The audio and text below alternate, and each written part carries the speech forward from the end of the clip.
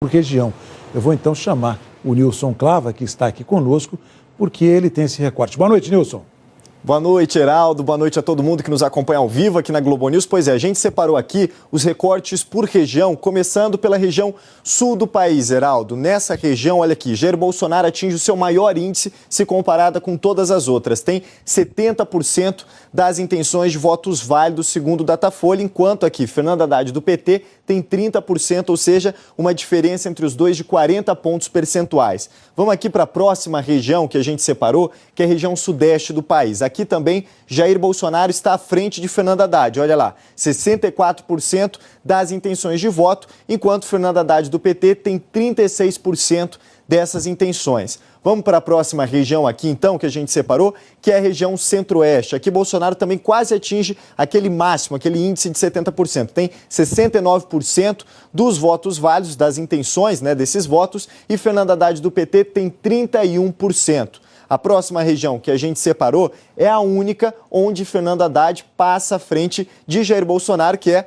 a região nordeste do país. Enquanto Jair Bolsonaro tem 38% das intenções de voto no Nordeste, Fernando Haddad, olha lá, tem 62% das intenções. E vamos fechar aqui, então, na região norte do país. Aqui é a menor diferença entre os dois candidatos. Enquanto Jair Bolsonaro do PSL tem 56% das intenções, Fernando Haddad do PT tem 44%, ou seja, uma diferença de 12 pontos percentuais. Então, pelo que a gente viu aqui, Heraldo, Jair Bolsonaro ganha nas regiões sul, sudeste, centro-oeste e norte, e Fernando Haddad ganha na região nordeste do país.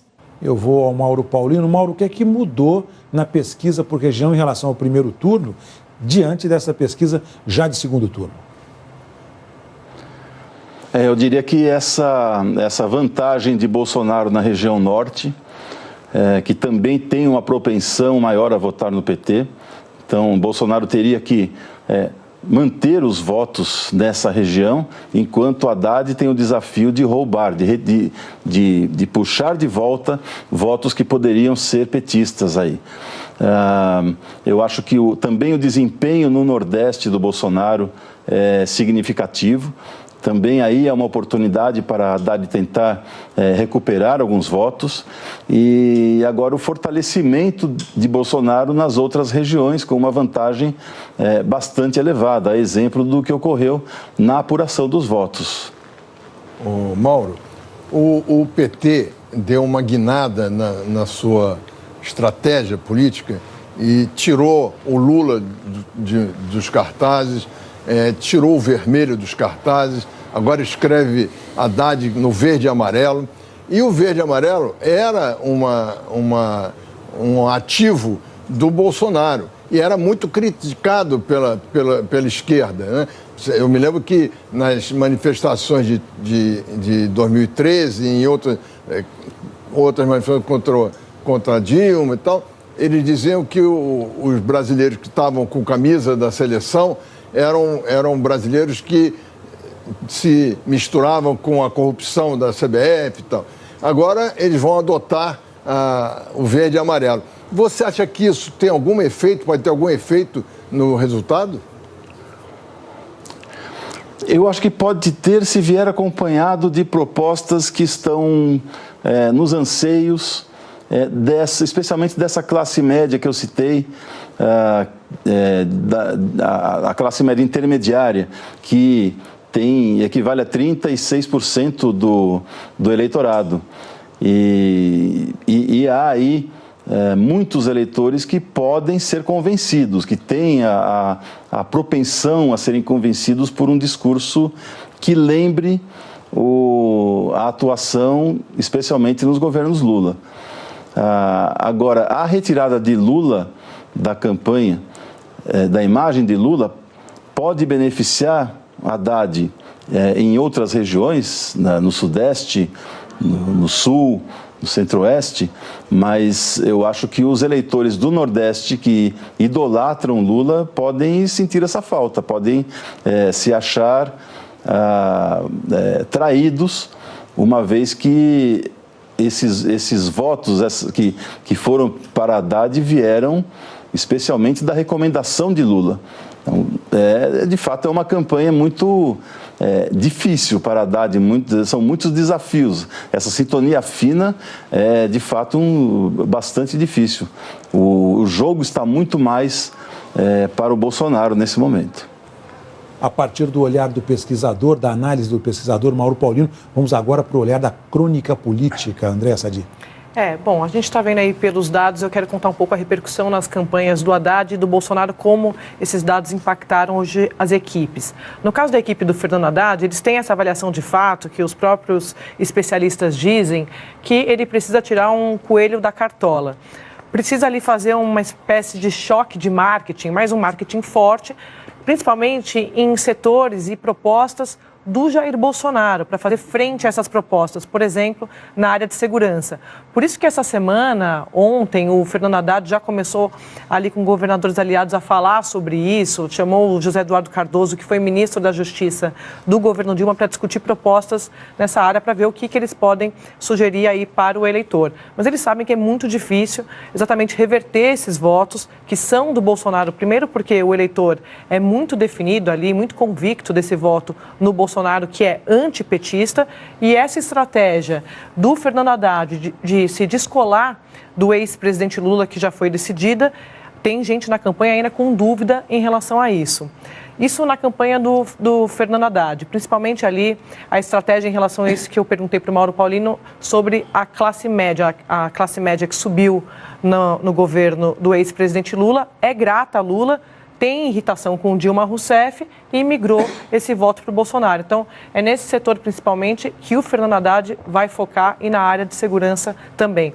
Na campanha do Bolsonaro, esses números já eram esperados. Eles estavam esperando uma vantagem. Hoje, o general Mourão, que é o vice do Bolsonaro, me disse que estava dentro da expectativa deles e que eles não ganharam no primeiro turno por pouco. O Paulo Guedes também me disse que foi um tsunami esses números da campanha do Bolsonaro. Essas avaliações desses integrantes da campanha dele, principais assessores, refletem a estratégia do Bolsonaro de não mudar o discurso, não mudar a estratégia, que é se colocar como candidato antipetista nesse segundo turno e tentar ampliar ali a vantagem em cima do discurso do combate à corrupção.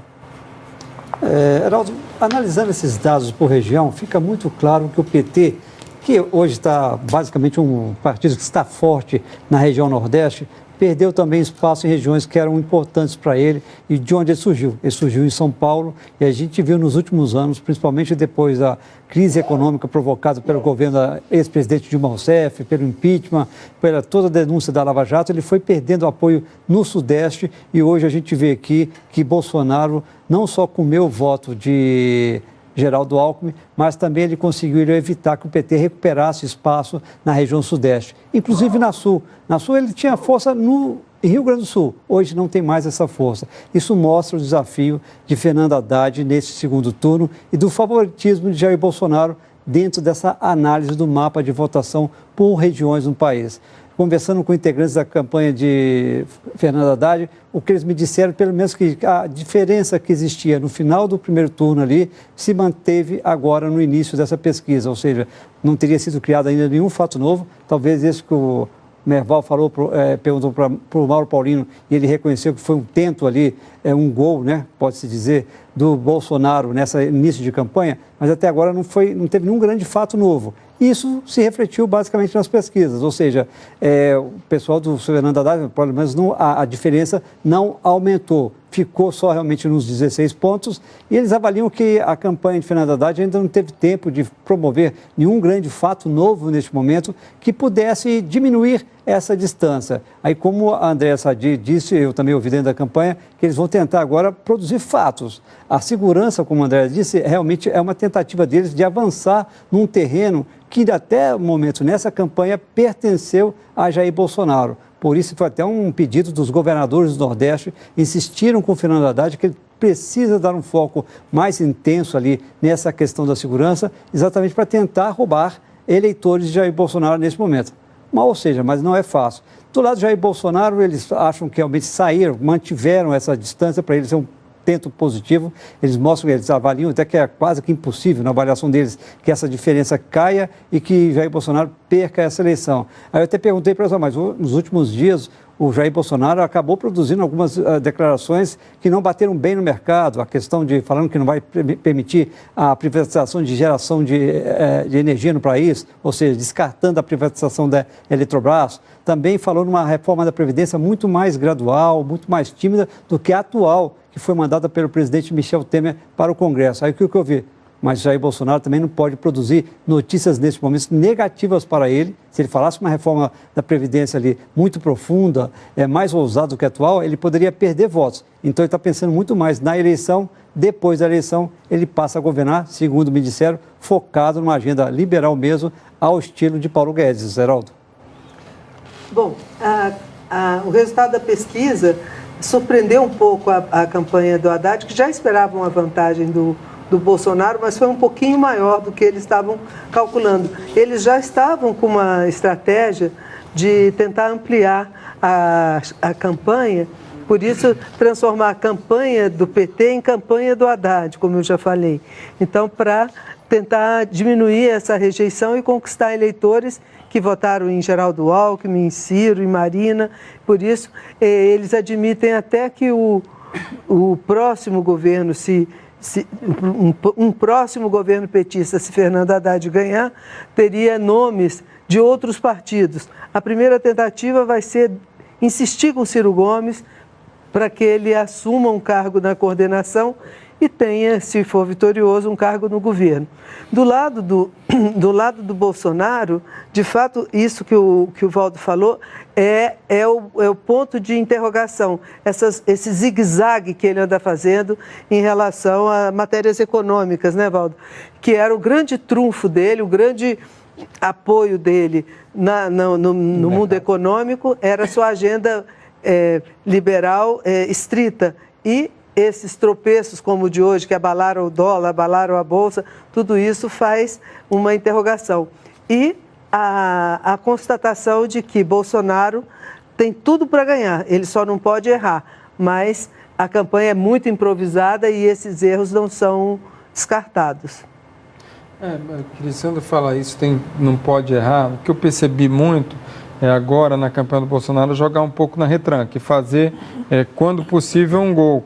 Ou seja, não errar mesmo. E aí você tem essa questão, o Valdo lembra muito bem, essa questão da reforma da Previdência, foi justamente isso. Colocar uma pauta impopular neste momento seria ruim para a campanha. E aí, essa é uma questão, de fato, quem fica perdendo é o eleitor. Porque, de um lado, você tem um Haddad também, com proposta vaga em relação à reforma de Previdência, ajuste fiscal.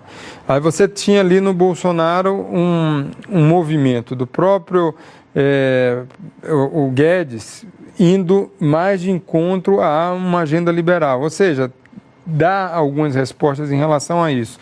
Tanto que eu conversei com o Mourão, o general Mourão, e ele estava me falando justamente isso, que sim, era uma proposta, era já votar essa reforma da Previdência, já que está engatilhada do... Isso, eu conversei também com o Onyx, e aí é interessante, que o Onyx, ele fala... É uma improvisação? Não, é deixar para depois, deixar para o ano que vem. E uma reforma da Previdência, na argumentação dele, não pode ser algo que seja que vença em 5 anos, em pouco tempo, que tenha que durar mais de 20 anos. Então, esse é o argumento que está sendo dado. Agora, de fato, quando a gente analisa isso, você vê a campanha do Bolsonaro, como eu falei, na retranca, para não colocar uma pauta impopular. Agora, a gente tem uma questão fiscal seríssima no país.